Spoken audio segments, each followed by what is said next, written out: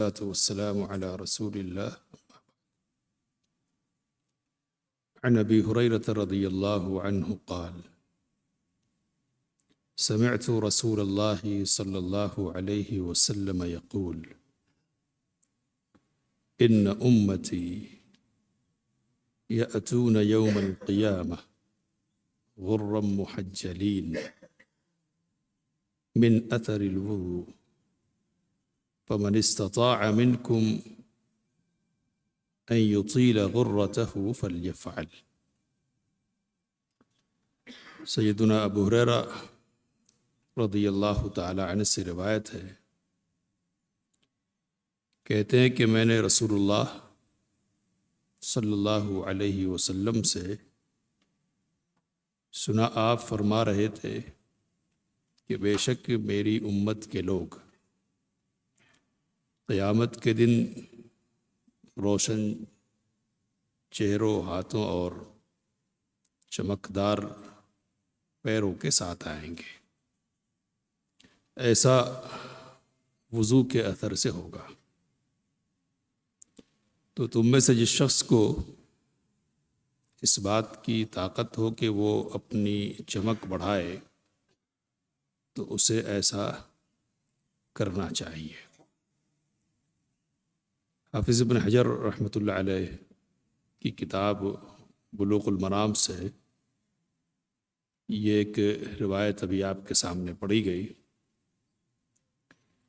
نبی اکرم صلی اللہ علیہ وسلم نے اس حدیث میں وضو سے متعلق ایک فضیلت بیان فرمائی ہے۔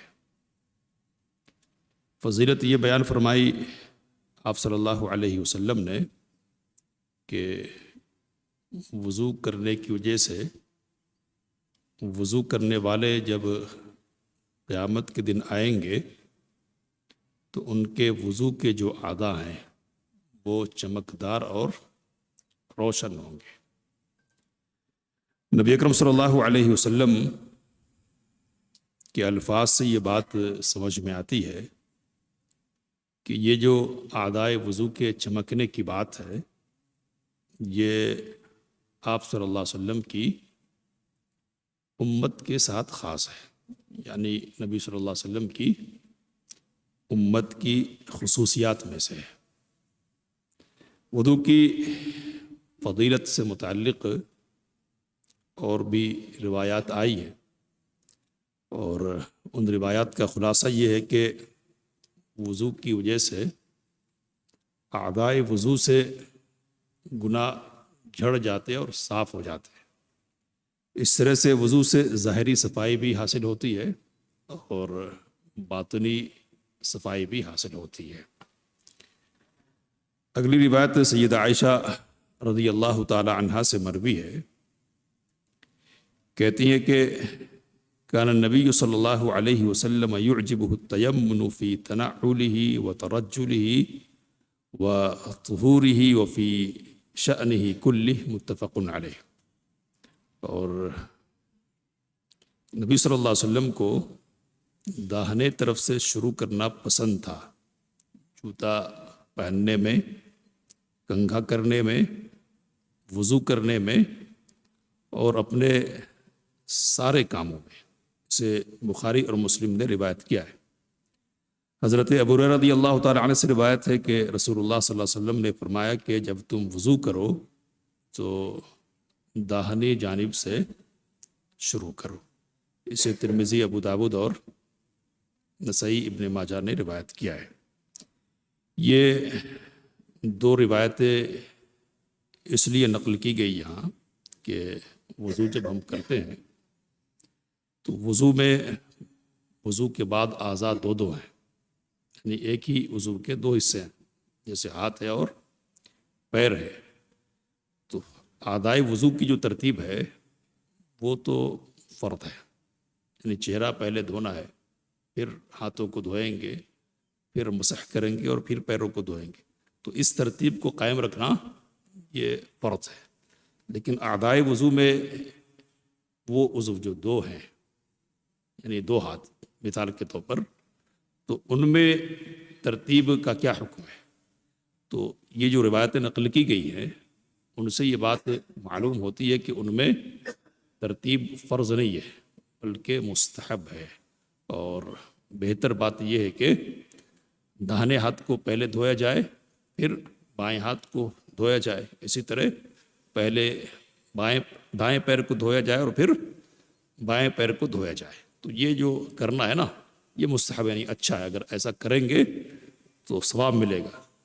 حضرت عائشہ رضی اللہ تعالی عنہا یہ کہتی ہے کہ نبی اکرم صلی اللہ علیہ وسلم سارے اچھے کاموں میں جو پاکیزگی کے ہیں اور جن سے آدمی کو زینت ملتی ہے اور عزت ملتی ہے، ایسے سارے کاموں کے سلسلے میں نبی اکرم صلی اللہ علیہ وسلم کا طرز عمل یہ تھا کہ آپ داہنی طرف سے شروع کیا کرتے تھے۔ تو یہاں کچھ مثالیں انہوں نے بیان کی ہے، کہا کہ جوتا پہنتے نبی اکرم صلی اللہ علیہ وسلم تو پہلے داہنے پیر میں پہنتے اور پھر بائیں پیر میں، اور کنگھا کرتے نبی اکرم صلی اللہ علیہ وسلم تو آپ صلی اللہ علیہ وسلم پہلے داہنی جانب کرتے تھے اور پھر بائیں جانب آپ صلی اللہ علیہ وسلم کنگھا کرتے تھے، اور یہ کہا کہ وضو میں بھی نبی اکرم صلی اللہ علیہ وسلم کا یہی عمل ہوتا تھا، اور سارے امور میں، تو سارے امور کا مطلب یعنی ایسے امور کے جو تکریم اور شرف کی قابل سے ایسے امور ہے کہ جو عزت دینے والے ہیں اور جن سے آدمی کو زینت ملتی ہے، تو ایسے تمام امور میں داہنے ہاتھ کو مقدم کرنا ہے اور داہنے کا خیال کرنا ہے ابتدا کرنے کے سلسلے میں۔ اور یہی بات حضرت ابو ہریرہ رضی اللہ تعالیٰ عنہ کی روایت میں نبی اکرم صلی اللہ علیہ وسلم نے صاف لفظوں میں یہ کہا کہ جب تم وضو کرو تو داہنی جانب سے شروع کرو۔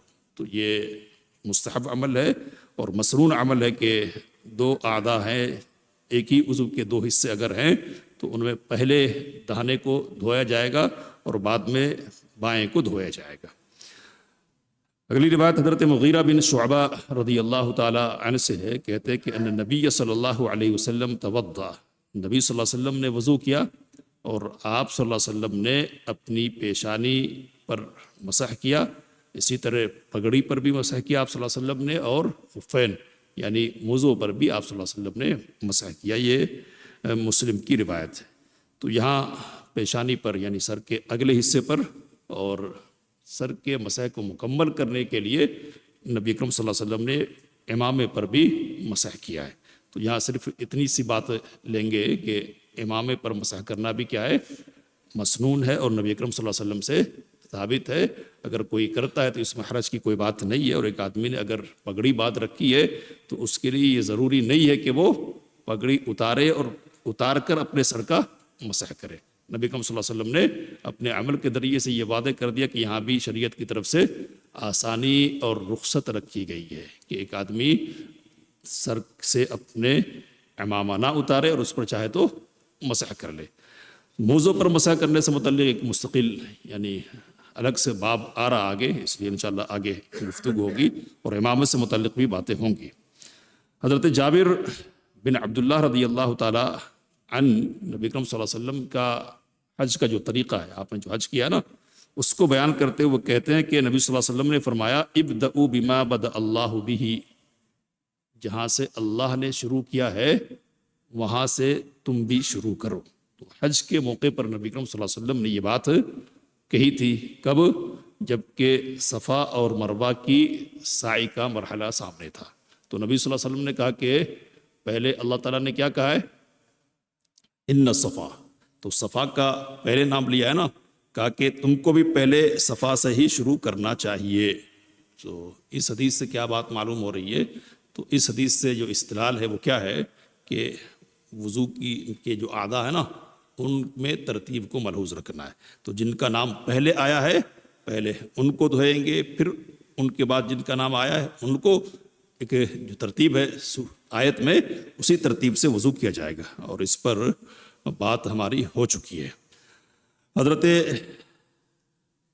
جابر بن عبداللہ رضی اللہ تعالیٰ عنہ سے ہی روایت ہے کہ کان نبی صلی اللہ علیہ وسلم اذا توضأ ادار الماء على مرفقیہ، نبی صلی اللہ علیہ وسلم جب وضو کرتے تھے تو پانی کو اپنی کوہنیوں پر پھرایا کرتے تھے، گھمایا کرتے تھے۔ تو یہ حدیث تو سندی اعتبار سے ضعیف ہے، لیکن یہ بات تقریباً اتفاقی ہے کہ ہاتھ کے دھونے میں کوہنی بھی شامل ہے، یعنی کوہنی کو شامل کرتے ہوئے ہاتھ کو دھویا جائے گا۔ آگے روایت حضرت ابو ہریرہ رضی اللہ تعالیٰ عنہ کی، کہتے ہیں کہ رسول اللہ صلی اللہ علیہ وسلم نے فرمایا لا وضوء لمن لم یذکر اسم اللہ علیہ، اس شخص کا وضو نہیں کہ جو وضو پر اللہ کا نام نہ لے۔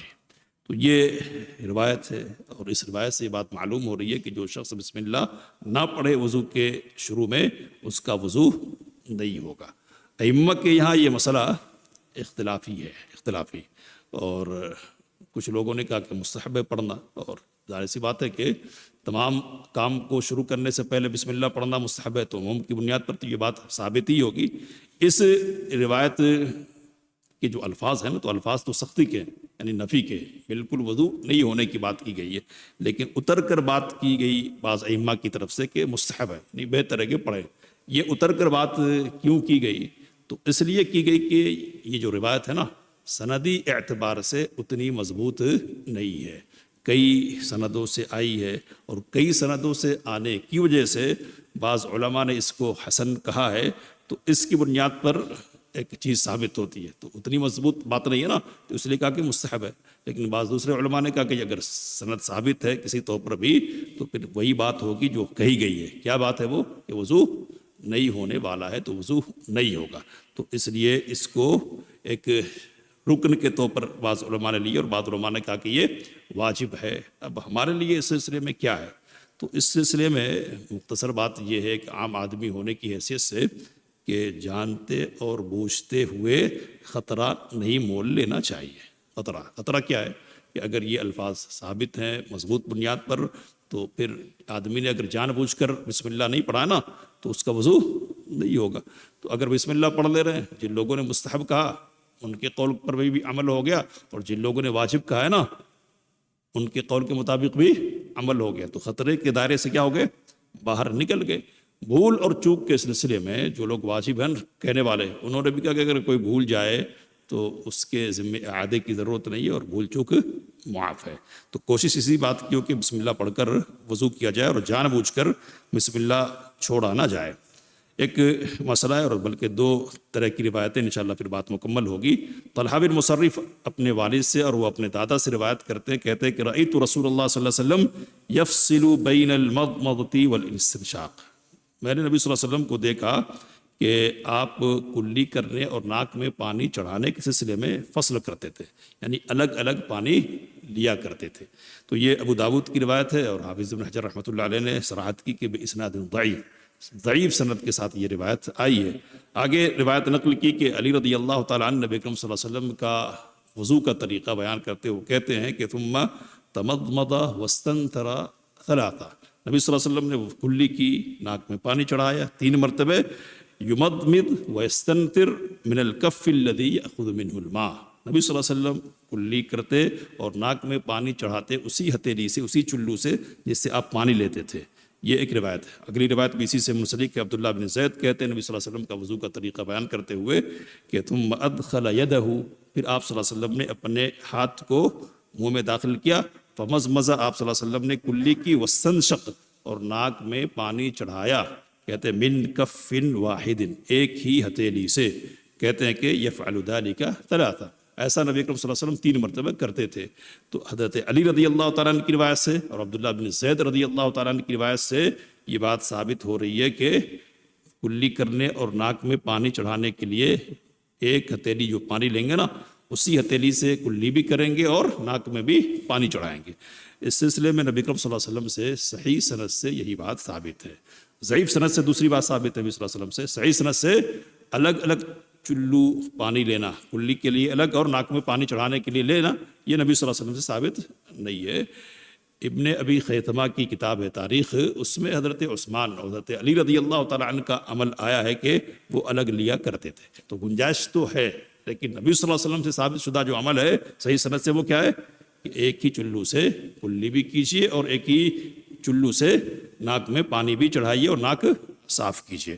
ناک میں پانی چڑھانے اور صاف کرنے کے سلسلے میں یہ بات ذہن میں رہنی چاہیے کہ دائیں ہاتھ سے ناک میں پانی لیں گے اور چڑھائیں گے، اور بائیں ہاتھ سے ناک کو جھاڑا جائے گا۔ آگے اس باب کی اور 2 روایتیں ہیں، مسئلہ ایک تو واضح ہو چکا ہے پہلے۔